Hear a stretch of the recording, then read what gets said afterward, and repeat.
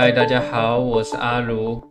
接下来我会带来一系列的 Python 教学影片。那这支影片呢，适合从来没有学过 Python 的同学。我会带你从Python 的环境建制到写出一个属于你自己的一个小程式。我们今天来看一下我们要写的程式是什么吧。这支程式呢，会去做一个你学习的复习。你就要根据题目来做输入答案。那我这边假设我输入一个正确的答案，那它就会回答正确。然后呢，会有第二个题目，如果输入错误的话，它就会回答错误，并且呢，在最后可以得到你复习的分数。这是这样的一支程式。接下来的流程呢，我有把它做成文件的方式。那如果你觉得听不下去或者是跟不上的时候呢，你可以搭配这个文件来服用，可以顺利的完成这个专案。好，首先呢，我们要做线上或者线下的程式环境设置。那什么是程式环境设置呢？如果我们要用 Python 来写这个程式的话，那我们的这台电脑一定要有符合这个 Python 可以撰写的环境，那它呢才能去执行。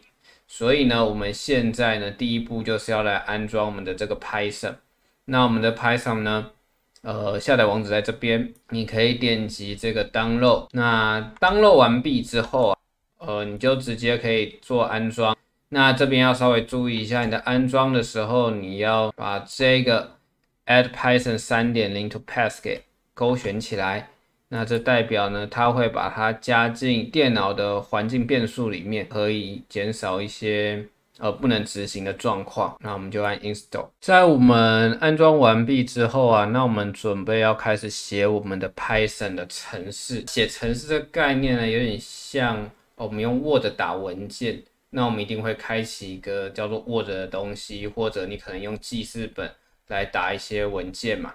那在写程式一样，它会有一个像是 Word 的执行平台。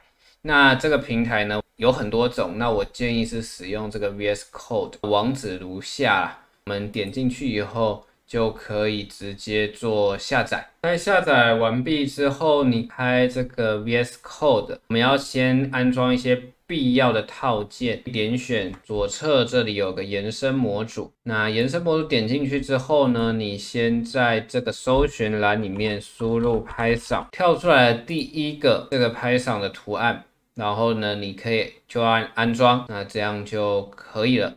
那再来，如果你的电脑一开始跑出来呢，它是英文的，那你可以在这里搜寻 Chinese。我是不是拼错了？让它变成中文繁体的一个套件。那这个也建议把它安装下来。这就是我们线下的安装。那接下来呢，我们会开一个你要做第一个程式嘛，那你就要先开一个资料夹，然后来存放这个程式。所以你可以看一下，我们在这个档案里面，这里有一个开启资料夹，然后呢，我就在我的桌面上好了，我去新建一个资料夹。那这个资料夹我的名就叫做 First Project International 一点，然后你就按选择资料夹，它这边就会开启了。那你可以看到你左边这里就代表的是你的资料夹，那你这时候你可以新增第一个 Python 档案，那你可以点选这里，这里呢会有一张白纸跟一个加号，这就是一个新增程式的概念，新增档案。那我这个档案呢，我取名叫做 app， 然后你要记得它的副档名是 Python 档，那叫做.py。这时候这边就会跑出你等一下可以去输入的程式码的地方，下面它可能会跳出没有一个 Python 可以执行的编译器被选择。那不管你就点一下右下角，它这里可能就会跳出来，你要选择用什么方式来编译。那这里你选择这个 Python 3.10.5，这就是我们刚才在 Python 的网站上下载的 Python 档案。那这样我们等一下就可以去做执行了。但是呢，因为教学第一堂课方便起见啊，我使用的是一个线上的环境，叫做 Colab。Google 里面可以去搜寻 COLAB。这个是一个 Google 所发展的平台，大家呢可以透过这个平台来编辑这个 Python 的程式码。Python 能做些什么样的应用，我们会在之后系列为各位做说明。进来这个 Colab 之后，你第一件事呢就是按一下这个新增笔记本。那你点击新增笔记本之后，我们等一下呢就可以从这里也可以做编辑。你可以从这边去修改你的档名。我叫做First Project。这个好处呢，就是你在创建这个笔记本之后，它会自动帮你储存在 Google Drive 里。不管你用线上的或用线下的方式来撰写 Python 程式码，我们都可以开始我们现在要做的教学咯。接下来我们来试着写我们的第一行程式。我们第一行程式的内容是要输出说复习程式开始了。那如果要把文字输出在荧幕上的话，我们使用的指令叫做 print。那 print 后面呢，再接着这个我们要输出的内容。那我们来试着输入看看。你在打前2个字的时候，它都会跳出这个提示字元。那我们可以按一下 Tab， 那就可以输入完整的命令。然后我们用括号给括住，在括号的里面呢，我们要使用的是我们的内容。那如果是纯文字的话，我们用单引号或者是双引号来括住我们的文字。我们将内容给复制进去，这样就完成我们第一行程式。我们就交给电脑去执行，所以这边会有一个执行阶段，我们点选全部执行，或者按 Ctrl 加 F9， 它就可以执行我们的程式。那这里就会输出这是一个复习程式。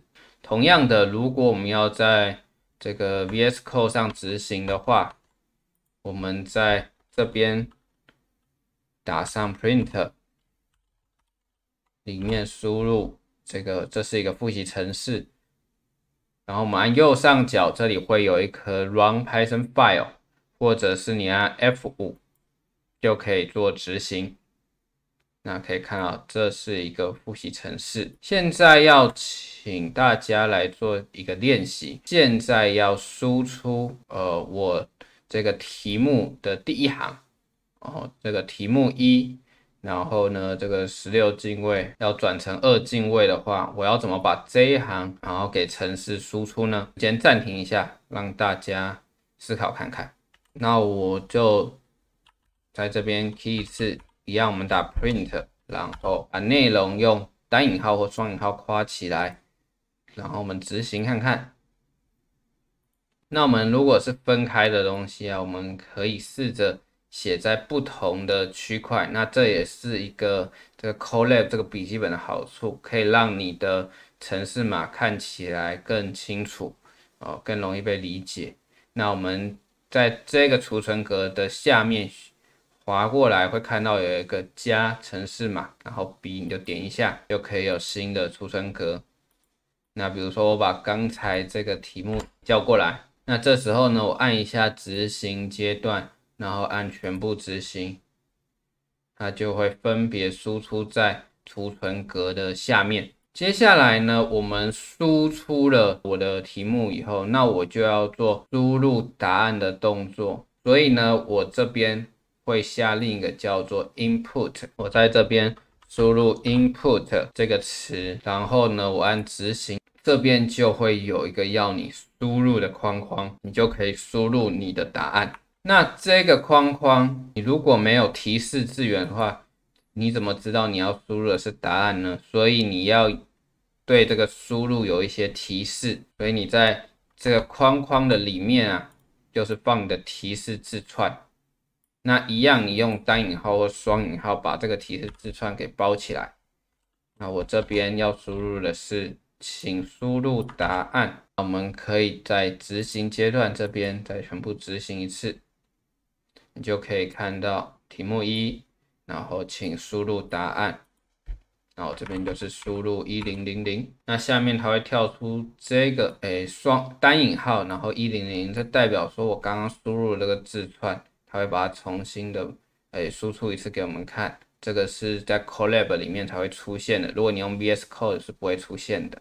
那我们这样输入了一个这样的数字以后，我们要在之后继续的使用它，我会把答案给保存起来，然后之后可以继续的使用。